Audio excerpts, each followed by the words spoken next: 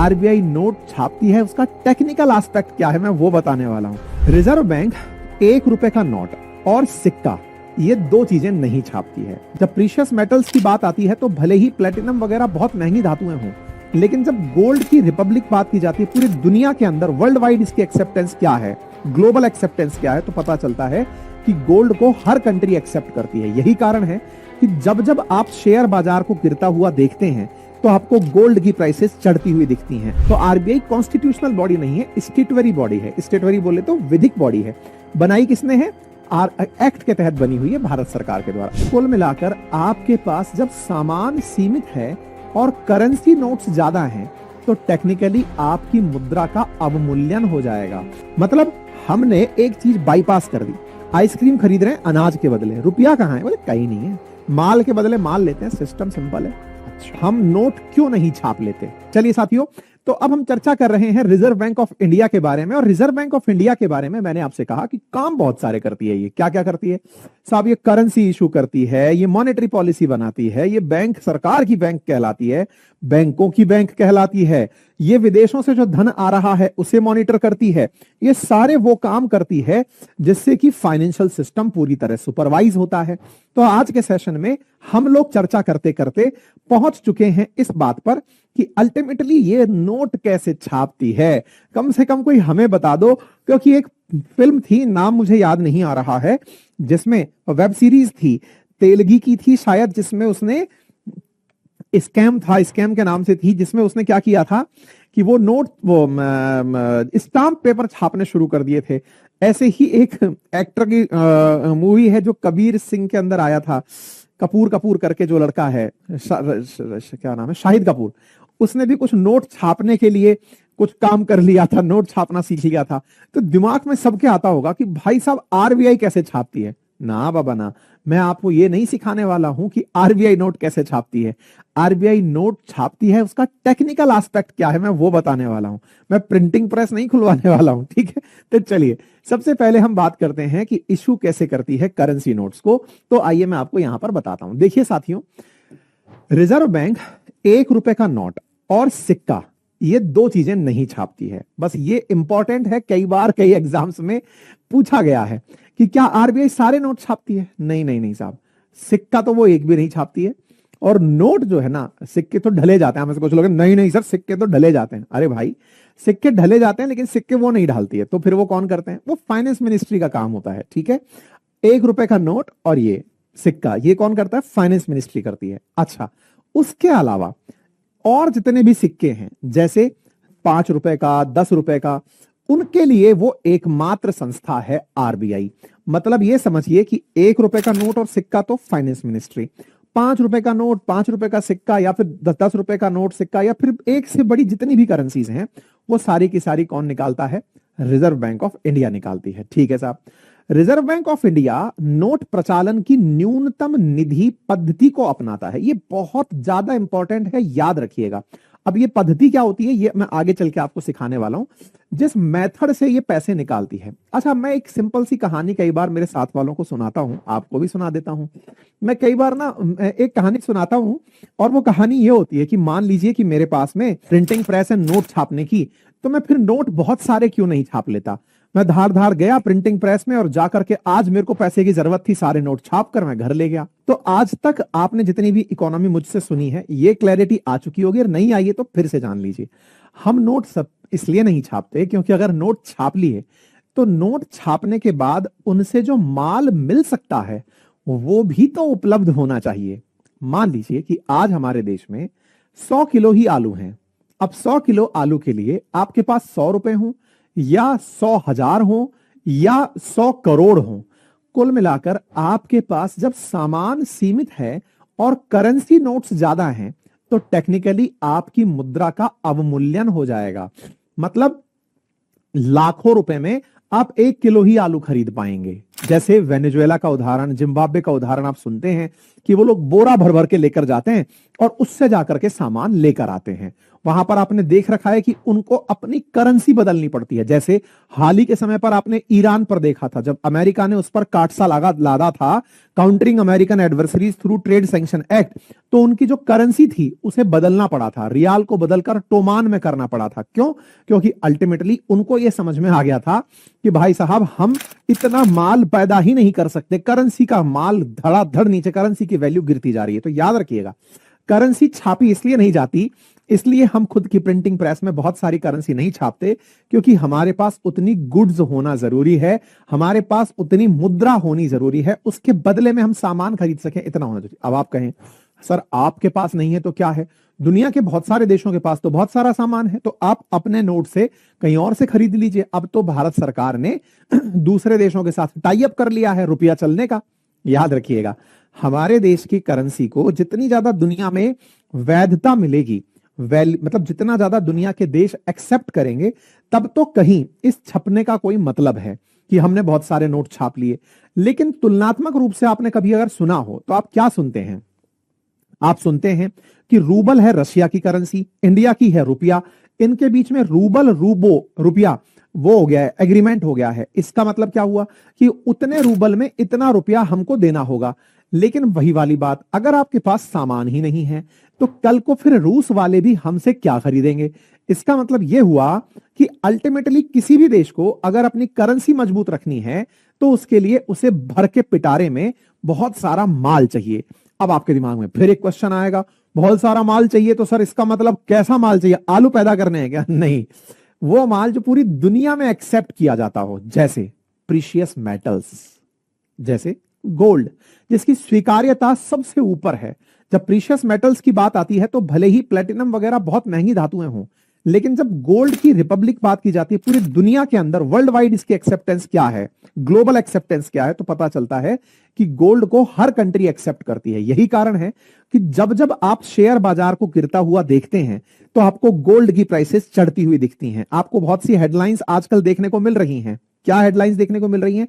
बाजार टूटा, लेकिन तुरंत आपको क्या देखने को मिलता है? ओ भाई साहब, बोले क्या हो गया? बोले रुपया चढ़ गया, वो गोल्ड का भाव चढ़ गया, गोल्ड ऑल टाइम हाई होता जा रहा है। क्यों? क्योंकि गोल्ड दुनिया के अंदर सब जगह खरीदा जा सकता है।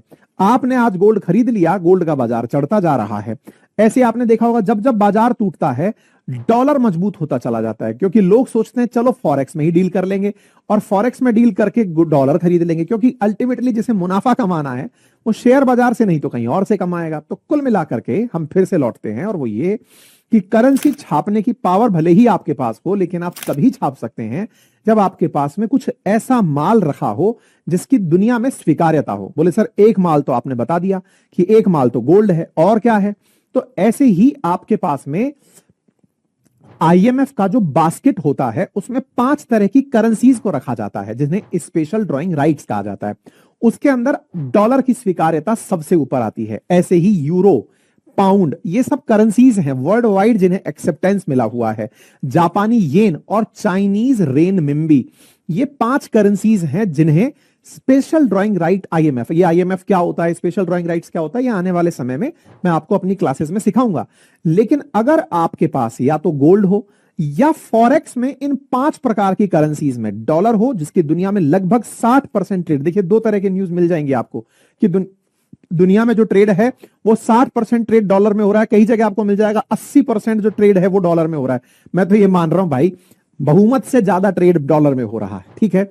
तो डॉलर हो या तो आपके पास, क्योंकि डॉलर के बदले माल मिल जाता है, दुनिया में स्वीकार्यता है, एक्सेप्टेंस उसकी ज्यादा है, तो आप डॉलर कहीं भी पे करके माल खरीद सकते हो। तो अगर हमारे पास डॉलर्स है, या यूरोप की करेंसी यूरो है, या ब्रिटेन की करेंसी पाउंड स्टर्लिंग जिसे कहते हैं वो है, या फिर जापानी येन है, या फिर चाइना का युआन अथवा रेनमिंबी है, इन 5 में से अगर आपके पास में कोई भी करेंसी का बास्केट है तो इन 5 की करेंसी प्लस आपके पास गोल्ड, ये मिलकर के आपका अपना एक स्टॉक बनाते हैं, जिन्हें आप कई बार सुनते हैं कि आरबीआई के पास इतना ज्यादा फॉरेक्स हो गया है। अक्सर कटिंग्स मिलती हैं आपको $650 बिलियन का फॉरेक्स हो गया है। तो ये जो फॉरेन एक्सचेंज का जो फॉरेक्स है ना हमारे पास की विदेशी मुद्रा भंडार, ये फॉरेन रिजर्व जिसको आप कह रहे हैं फॉरेक्स, ये है क्या असल में? असल मायने में ये गोल्ड प्लस इन करेंसी से मिलेगा। तो बोले इससे क्या होता है? बोले इससे अब आपके पास पता है कि मेरे पास एनी टाइम इतना रुपया है, इतना माल रखा है विदेशों का जो सब जगह चल सकता है। दूसरा, मेरे अपने देश में इतना गुड्स एंड सर्विसेज हम पैदा कर रहे हैं, तो हमारे पास भी माल है, हमारा माल और उनका माल मिलकर उसकी एवज में ही हम नोट जारी कर सकते हैं। आपने नोट ज्यादा जारी कर दिए, माल है नहीं, ये वही वाली बात हो गई। जैसे मान लो $1 को $1 के बराबर कर तो दो, अब ऐसे में डॉलर और रुपया बराबर करते ही आईफोन आपको 999 रुपए में मिल जाएगा। आईफोन 999 में मिल तो गया, अब करोगे क्या उसका भाई साहब? आप कहेंगे सर मोबाइल चलाएंगे। अरे प्रभु, मार्केट में भी तो होना चाहिए। 999 का मोबाइल, आपके रुपए की इतनी वैलिडिटी तो होना चाहिए कि 999 में कोई आपको मोबाइल देने को तैयार हो। मतलब उसकी पहले से ही उन्होंने लिमिट लगा रखी है कि हम इतना मोबाइल बनाते ही नहीं है भाई साहब कि आपको 999 में मिल जाए। हमारा तो प्रोडक्ट ही बिल्कुल आइकॉनिक है, हाई प्राइस पे मिलेगा। इस वजह से ये सारा खेल होता है। खैर, इसके लिए एक विधि अपनाई जाती है और वो क्या है? न्यूनतम निधि पद्धति, यानी कि मिनिमम रिजर्व सिस्टम अपनाया जाता है। भारतीय रिजर्व बैंक अधिनियम 1934 के अनुसार एक वित्तीय वर्ष में, अच्छा ये भी बड़ा खेला है साहब, वित्तीय वर्ष। ये वित्तीय वर्ष क्या होता है? देखिए, फाइनेंशियल ईयर, जनरली आप लोगों ने जब बजट सुना हो, जैसे अभी बजट आया, सन 2025 का बजट आपने देखा, 2024 का बजट आपने देखा, बजट तो देखते ही आप सब लोग। तो बजट का जब 1 फरवरी को बजट आता है, मैंने पहले भी कई बार बताया है कि जो बजट आता है वो बजट आता इस बात के लिए है कि भाई ये किस समय से किस समय तक के लिए लिया जा रहा है। बजट क्या है? बजट है सरकार जो है वो लोकसभा या संसद से या देश को रिप्रेजेंट करने वाली संसद से धन मांग रही है कि हमें संचित निधि में से इतना पैसा दे दो भाई। तो जब धन मांग रही है तो वो जो धन मांगना है, उस धन मांगने को ही हम बजट कहते हैं। बजट में 2 प्रकार के बिल आते हैं, एक होता है एप्रोप्रिएशन बिल और एक होता है एक्सपेंडिचर बिल। कि भाई हमको कमाना भी है, मतलब एप्रोप्रिएशन करना है, और एक फाइनेंस करना है, मतलब हमको कमाना भी है और खर्च करना है। इन 2 प्रकार के बिलों से मिलकर बजट बनता है कि हम इस साल में इतना पैसा खर्च करेंगे। तो बोले कौन सी साल में खर्च करोगे? तो बोले साहब हम फाइनेंशियल ईयर। तो अब आप कहेंगे, अब इसको ध्यान से समझना, मान लीजिए कि आज हम ये कहें कि बजट आया फरवरी 2025 में, बजट आया तो साहब ऑलरेडी जनवरी जा चुकी है, फरवरी में आया है, पैसा कब मिलेगा? तो आप कहेंगे सर कब मिलेगा? अरे हमने कहा पैसा मिलते मिलते तो टाइम लग जाएगा, साल तो खत्म हो जाएगी, साल 2025 एंड हो जाएगी, 2026 शुरू हो जाएगी, तो साल तो पहले ही खत्म हो जाएगी। बीच में पैसा कौन मांगता है? साल से पहले मांगा जाता है। बोले नहीं सर, यहां पर साल 1 जनवरी से नहीं मानते हम लोग। तो कब से मानते हो? बोले 1 अप्रैल से मानते हैं। फाइनेंशियल ईयर में जो साल मानी जाती हैं वो 1 अप्रैल से मानी जाती हैं। 1 अप्रैल से लेकर 31 मार्च तक को ही फाइनेंशियल ईयर कहा जाता है। अब कहा जाता है कि सर इसकी भी कोई परिभाषा है क्या? हाँ, समय समय पर पहले जुलाई से जून माना जाता था, उससे पहले चलता था तो 1 जनवरी से 31 दिसंबर माना जाता था। लेकिन दुनिया भर के अंदर जो सेट पैटर्न निकल कर आया उसी को फॉलो करते करते हमने भी ये काम विमल जालान समिति की सिफारिशों पर किया कि हम लोग 1 अप्रैल से 31 जनवरी के बीच में मानने को तैयार हुए कि ये हमारा फाइनेंशियल ईयर है। क्लियर हुआ? अच्छा, तो हम लोग इस बात को मानते हैं कि वित्त वर्ष 1 अप्रैल से 31 मार्च चलेगा। तो ऐसे में उस पर्टिकुलर काम के लिए हमें नोटों की जरूरत है। तो आरबीआई ने एक नियम बना रखा है कि हम 10,000 करोड़ रुपए से अधिक के नोट जारी नहीं करेंगे। हम 10,000 करोड़ से ऊपर के नोट जारी नहीं करेंगे एक वित्त वर्ष में। तो ये तो पहले न्यूनतम निधि पद्धति के अंदर हमने न्यूनतम मेथड बता दिया कि भाई इतना पैसा हम जारी कर सकते हैं। फिर आप कहेंगे ऐसे तो सर हर साल जारी करते चले जाएंगे, तो फिर हर साल ज्यादा करते चले जाएंगे, 10,000 अब 10,000 अब ऐसे तो सर कितने हजार हो जाएंगे। रुको जरा, ठहरो। जो पुराने नोट हैं आपके वो भी तो रद्दी होते जा रहे हैं, वो रद्दी होके जाते हैं, फिर वो आरबीआई में जाते हैं, उनको खत्म कर दिया जाता है। ठीक है, तो पुराने नोटों को डाइल्यूट कर दिया जाता है, फिर नए नोट जारी किए जाते हैं। खैर एनीवे, रिजर्व बैंक किस बात से चलती है? रिजर्व बैंक क्या अपने आप में चलने वाली बैंक है या इसके ऊपर भी कोई अम्मी अब्बा होता है? बिल्कुल होता है साहब।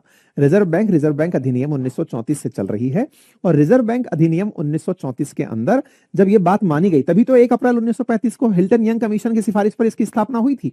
अच्छा, तब जब ये बैंक चल रही है इसका मतलब सरकार के आदेश अनुसार ये सब काम कर रही है ना? तो आप में से कई लोग ये पूछते हैं कि आरबीआई बड़ा कि सरकार बड़ी? तो भाई सरकार ने अपने अधिकार क्षेत्र से कानून बनाकर इसे बनाया है, ये अधिनियम से बनी हुई है। अब आप कहेंगे ये क्या कहानी है? देखो, अगर संविधान में कोई चीज मेंशन हो, जैसे संविधान में मेंशन है there shall be a president of India, या भारत के अंदर एक संसद होगी, सीएजी होगा, एजी होगा, ये सब बातें मेंशन है। ऐसे ही हमारे संविधान में आरबीआई कहीं मेंशन नहीं है, लेकिन सरकार ने कानून बनाकर आरबीआई बनाई हुई है। तो जो कानून बनाकर बनाई गई संस्थाएं होती हैं उन्हें विधिक संस्था कहते हैं, और अगर संविधान के अनुसार बनी हुई संस्थाएं होती हैं तो उन्हें संवैधानिक संस्था कहते हैं। तो आरबीआई कॉन्स्टिट्यूशनल बॉडी नहीं है, स्टेटरी बॉडी है। स्टेटरी बोले तो विधिक बॉडी है।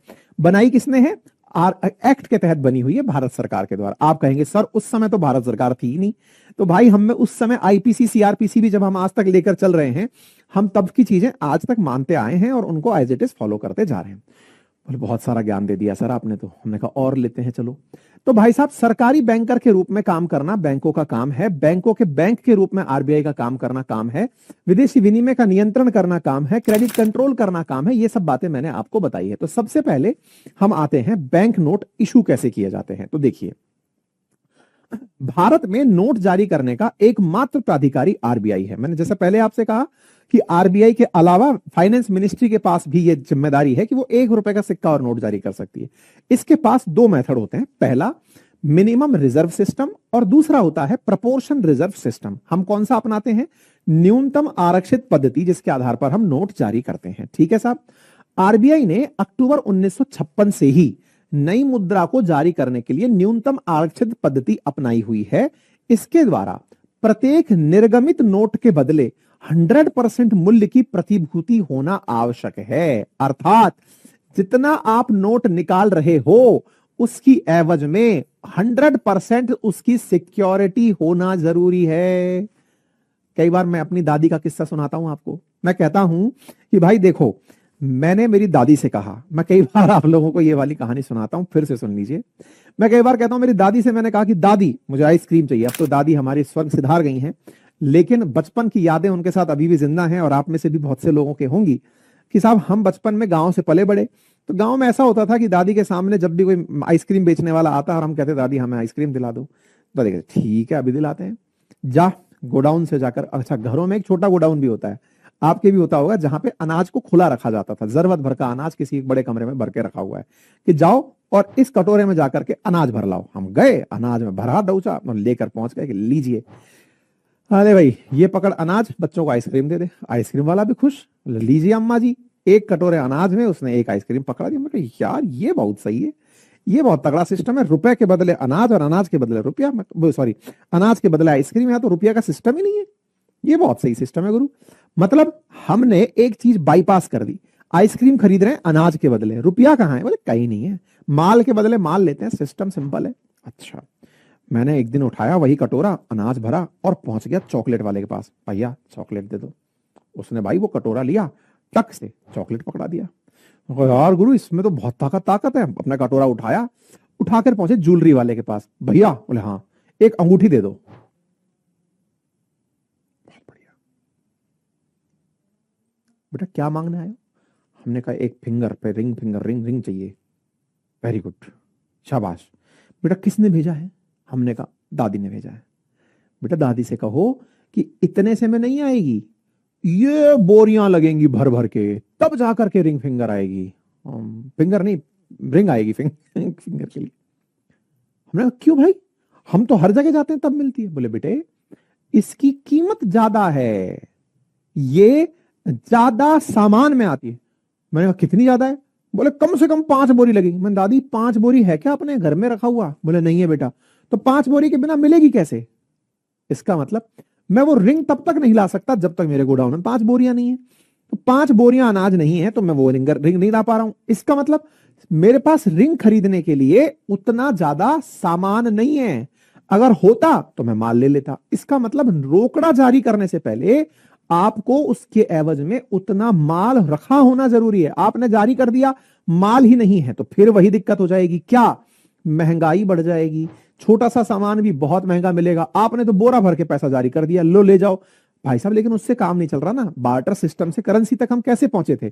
बार्टर सिस्टम से करेंसी तक पहुंचने की बड़ी कहानी थी। कहानी ये थी कि हम लोग जब माल का विनिमय करने लगे, जैसे ये तो हमारे शहर की कहानी हो गई, गांव की कहानी हो गई। कल को मान लीजिए कि मैं मर्सिडीज के शोरूम पहुंच गया और मैंने कहा भाई साहब ये 1.25 करोड़ की जो मर्सिडीज है मुझे चाहिए। बोले ले जाओ भाई साहब। हमने कहा अपनी तरफ से कितनी बोरियां लाएं? बोले भाई साहब 5 एक ट्रक लगेंगी।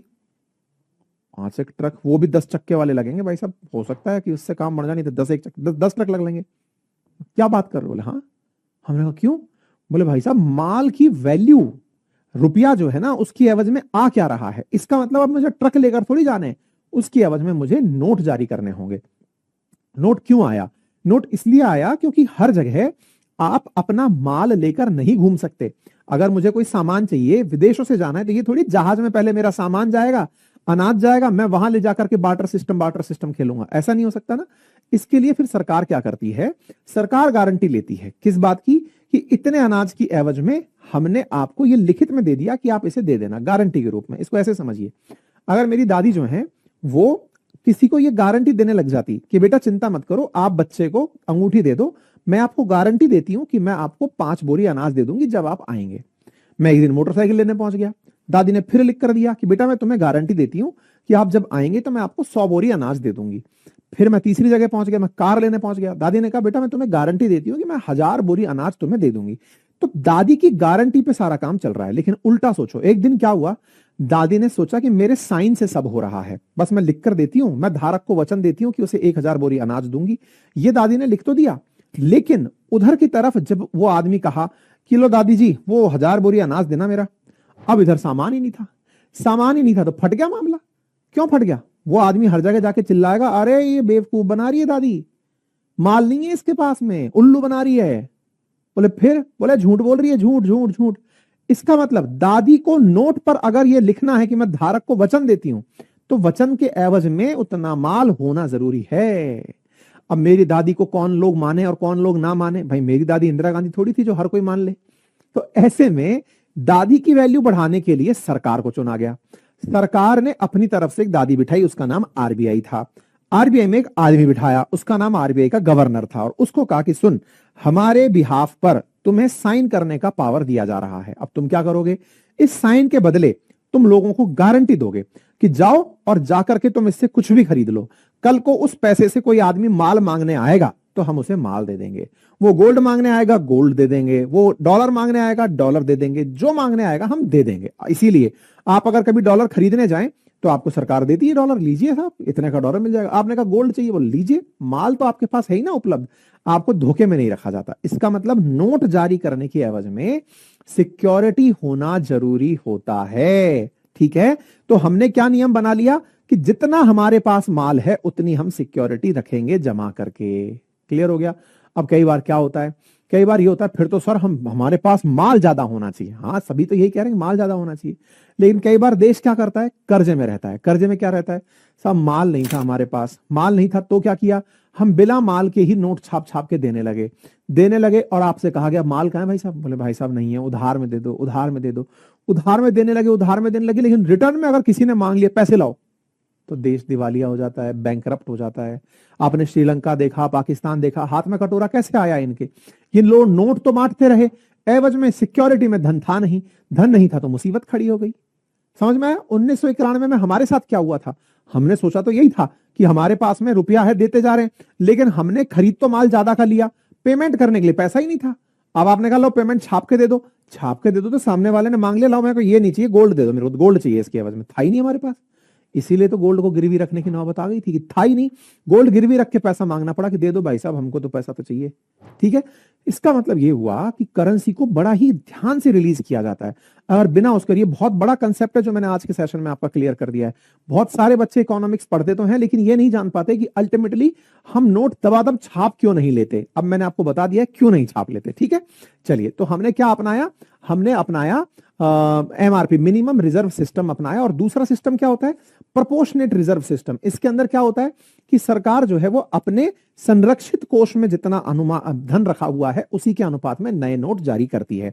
तो दो सिस्टम है हमारे पास, एक है मिनिमम रिजर्व सिस्टम और दूसरा है प्रोपोर्शनेट रिजर्व सिस्टम। होता क्या है, प्रोपोर्शनेट के अंदर भी ये भी एक प्रणाली थी हमारे पास, जिसके अंदर हम लोग क्या करते थे कि रिजर्व बैंक के अंदर जितना धन रखा है, गोल्ड रखा है, विदेशी मुद्रा का भंडार रखा है, उसकी एवज में हम लोग क्या बोलते हैं इसको, प्रोपोर्शनेट सिस्टम को अपना लिया करते थे। लेकिन बाद में फिर हमने प्रोपोर्शनेट को हटाया और फिर क्या अपना लिया, न्यूनतम रिजर्व सिस्टम अपना लिया 1956 से। क्यों? क्योंकि हमको यह समझ में आ गया कि भाई साहब 40% के बदले 100% नोट मत छापो, बुरी तरह से फंसोगे। तो पहले प्रोपोर्शनेट सिस्टम में थे, बाद में हमने कह दिया जितना हमारे पास माल है हम उतना ही नोट छापेंगे। उम्मीद है कि आप लोगों को एक बड़ा कंटेंट समझ में आ गया होगा। तो आज का जो टाइटल था वो ये टाइटल था कि भारत अपने पास में ज्यादा मतलब हम नोट क्यों नहीं छाप लेते। अगर आरबीआई नोट छापना जानती है तो आज का टाइटल होना चाहिए कि हम नोट क्यों नहीं छाप लेते। तो उम्मीद है कि अब आपको इस बात का जवाब मिल चुका होगा। ठीक है, एक खास बात मैं आप लोगों को यहां पर और बता देता हूं। मेरे प्यारे साथियों, आप सभी की रिकमेंडेशंस पर, आप सभी के फीडबैक पर हमने एक अल्टीमेट काम प्लान किया है और वो ये है, बहुत बार आप में से ऐसे साथी होते हैं जो मुझसे लाइव रूबरू चर्चा करना चाहते हैं। हमारी टेक्निकल टीम लगातार प्रयास में है कि आपके साथ मेरे विद्यार्थी कोर्स पढ़ रहे हैं, जिन्होंने पहले से ही पेमेंट किया हुआ है, जिन्हें लगता है कि सर हमने आपके साथ समय बिताना है, आपके साथ ज्ञान तो ले लिया लेकिन आप हमारी भी सुन लें, और हमको जो क्लास के बीच में कुछ ऐसी प्रॉब्लम आ गई कि जिसका समाधान आप ही दे सकते हैं। तो ऐसी स्थिति के लिए हम अपने ऐप में कुछ डेवलपमेंट कर रहे हैं और उस डेवलपमेंट में आप लोगों को आपके कोर्स वीकली वेबिनार का टाइम आपको अपने ही एप्लीकेशन पर मैसेज के ऑप्शन में आ जाएगा कि आपका वेबिनार इस दिन रखा गया है। आप तब तक अपने प्रश्न उस पर्टिकुलर जगह पर, हम अपने ऐप में कुछ इस तरह के अपग्रेडेशन ला रहे हैं ताकि आप हमें पर्टिकुलर मैसेज भेज सकें, आपके पूछे गए डाउट को मेरी टीम संकलित कर ले, आपको फिर हम एक वीकली जो लाइव जूम मीटिंग है उसमें इनवाइट करें और उस इनवाइट के माध्यम से आपके सवाल को बिठाकर रूबरू चर्चा में आपको जवाब दे दिया जाए। तो एक बेहतरीन इंटरेक्शन का तरीका आप लोगों तक पहुंच रहा है बहुत ही जल्द। और एक चीज जरूर जान लीजिएगा, आप ये जो भी पढ़ रहे हैं ये सारा कंटेंट आप लोगों के लिए पीडीएफ फॉर्मेट में क्लास के खत्म होने के बाद डाउनलोड सेक्शन में उपलब्ध रहता है। आप उसे वहां से डाउनलोड कर सकते हैं, हिंदी में और इंग्लिश में। और एक सबसे इंपॉर्टेंट बात, हमारी जो क्लासेस हैं, इन क्लासेस के साथ आपको हर दिन एक टेस्ट देने का मौका मिलता है। आप उस टेस्ट को भरपूर तरीके से दें, आनंद लें, उसका टाइम भी आपको हमारी टीम कमेंट बॉक्स के अंदर जवाब देती रहेगी, अपडेट करती रहेगी क्लास के दौरान। इसीलिए जो क्लासेस हमारी पढ़ने वाले लोग हैं, जिन्हें कई बार हमारे क्लासेस में क्या होता है कि कुछ लोगों को लगता है कि सर का वीडियो तो कहीं ना कहीं मिल ही जाना है क्योंकि टेलीग्राम पर कुछ सस्ते लोग उतर आते हैं। जो चीज नहीं मिलेगी वो क्या है? वो चीज ये कि आप मुझसे लाइव संवाद नहीं कर पाएंगे, डाउट नहीं पूछ पाएंगे, आप मेरे साथ टेस्ट नहीं लिख पाएंगे। आप लाइव क्लास में कोई भी कमेंट अगर लिख रहे हैं, डाउट पूछ रहे हैं, तो मेरी टीम आपके साथ बैठकर आपको जवाब जो दे रही है वो नहीं मिल पाएगा। तो बहुत कुछ है हमारे इस कोर्स में, इसलिए निश्चिंत रहिए और जबरदस्त तैयारी करिए, क्योंकि अपनी पाठशाला है तो फिर चिंता काहे की।